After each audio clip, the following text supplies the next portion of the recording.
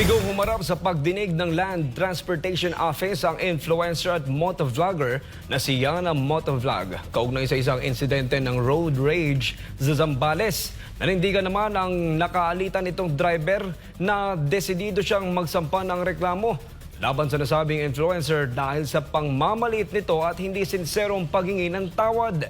Si Sheena Torno sa report. Matapang na humarap sa publiko si Jimmy Pascua, ang driver ng Nissan Navara pickup na nakaalitan ng motovlogger na si Aliana Marie Aguinaldo o mas kilala bilang Yana Motovlog sa Zambales, Kamakailan. Kasunod ito ng ipinadalang show cause order ng Land Transportation Office kaugnay sa insidente ng road rage na kinasangkutan ng nasabing influencer dahil sa manoy pagpapakita nito ng hindi kanais-nais na asal. Alas 2 ng hapon ng Mayo 6, isinagawa ang pagdinig. Ngunit bigong humarap dito ang motovlogger na si Yana. Tanging ang abogado niya na si Attorney Ace Jurado lamang ang sumipot. Attend to today's hearing because of the security concern.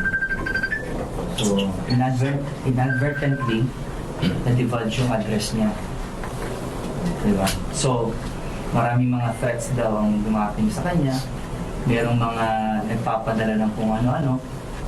So, I highly suggest na sabi ko, you better remain sa house na lang. Kasi baka mamaya kung ano mangyari along the way, you can never tell. Napag-alaman sa hearing na ang motorsiklong ginamit pala ng motovlogger sa nangyaring road rage incident ay hindi nito pagmamay-ari. Bigo rin ng abogado ni Yana na isuko ang kanyang lisensya na pinatawan ng 70 araw na suspensyon. Sinabi ni LTO Intelligence and Investigation Division Chief Renante Militante, posibleng maharap si Yana sa paglabag matapos aminin nito sa viral video na walang side mirror ang minanehong motorsiklo. We want to see the motorcycle, the registration. The hearing today will not stop on Miss Yana. It will go through the motorcycle itself because we want to know if that motorcycle is a roadworthy also. So whether we like it or not, we will go to investigate who is the owner of the motorcycle, and we want to see physically the motorcycle. Inatasan ng LTO-IID ang nasabing abogado na iharap at isuko sa darating na Huwebes, Mayo 8 ang motorsiklo at maging lisensya ng motovlogger kasabay ng isasagawang pangalawang pagdinig. Dagdag pa ng IID chief, maaari rin maging batayan para sa kanselasyon ng lisensya ng motovlogger ang kanyang naging asal sa insidente. Pumapasok po yun doon sa tinatawag na improper person to operate the vehicle. Ito po yung mabigat doon po sa batas ng Republic Act 4136 na Section B. Kasi po kahit wala tayong violation sa kalsada, ang tinitingnan po kasi dito behavior ng driver. Katulad po niyan, hindi po sila nagkasagian ni Sir Jimmy, but meron po siyang gesture na disrespectful to the other driver. Sa panayam ng media kay Jimmy Pascua, matinding epekto raw ang idinulot ng pagpapahiya ng lady rider sa kanya at maging sa pamilya nito. Yun naman po makalabas gaano. Yung gabi-gabi na lang umuwi para makaiwas lang sa mga tao. Kasi nagtatrabaho po ako, hindi ako mayaman. Wala pa kaming lupain, wala kaming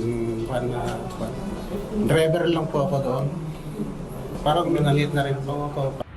Hindi rin daw katanggap-tanggap ang public apology ni Yana dahil halata naman daw na hindi ito sinsero sa paghingi ng tawad.